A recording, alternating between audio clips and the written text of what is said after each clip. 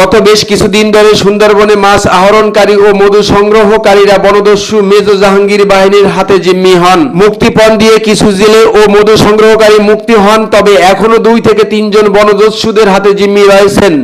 সুন্দরবনে শান্তি, নিরাপত্তা ও সাধারণ মানুষের জীবনের স্বস্তি ফিরিয়ে আনতে কোস্ট গার্ড পশ্চিম জোন 12 মে মঙ্গলবার ভোর 5টায় গভীর বনে অভিযান চালিয়ে কুখ্যাত ডাকাত জাহাঙ্গীর বাহিনী প্রধানকে অস্ত্রসহ আটক করেন।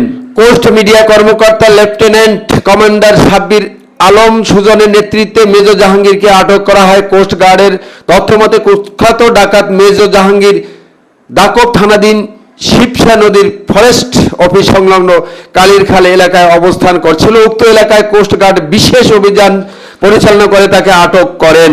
তার কাছ থেকে 2টি একনালা বন্দুক ও তাজা কার্তুন উদ্ধার করা হয়।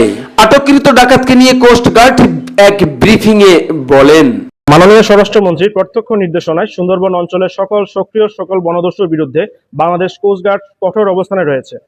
এর অংশ হিসেবে বাংলাদেশ কোস্ট গার্ডের নেতৃত্বে operation restore piece in Sundarban এবং অপারেশন ম্যানগ্রোভ শিল্ড নামে 2টি বিশেষ অভিযান পরিচালিত হচ্ছে। এই অভিযানের ধারাবাহিক সফলতা হিসেবে চতুর্থবারের মতো অপারেশন ম্যানগ্রোভ শিল্ডের আওতায় অভিযান পরিচালনা করে কুখ্যাত ডাকাত মেজর জাহাঙ্গীর বাহিনীর প্রধান মোহাম্মদ জাহিদুল ইসলাম ওরফে মেজর জাহাঙ্গীরকে আটক করা হয়। সুন্দরবনের কুখ্যাত ডাকাত মেজর জাহাঙ্গীর দাকব থানাধীন সুন্দরবনের শিবসা নদীর আদাচাই ফরেস্ট অফিস সংলগ্ন কালীরখাল এলাকায় অবস্থান করছে বলে জানা যায়। প্রাপ্ত গোপন তথ্যের ভিত্তিতে আজ 12 মে 2026 মঙ্গলবার মধ্যরাত 1টায় কোস্টগার্ড বেস মংলা কর্তৃক উক্ত এলাকায় একটি বিশেষ অভিযান পরিচালনা করে তাকে 2টি একনলা বন্দুক ও 5 রাউন্ড তাজা কার্তুজ সহ আটক করা হয়। আটককৃত ডাকাত মোহাম্মদ জাহিদুল ইসলাম ওরফে মেজর জাহাঙ্গীর নড়াইল জেলার নড়াগাতি থানার বাসিন্দা।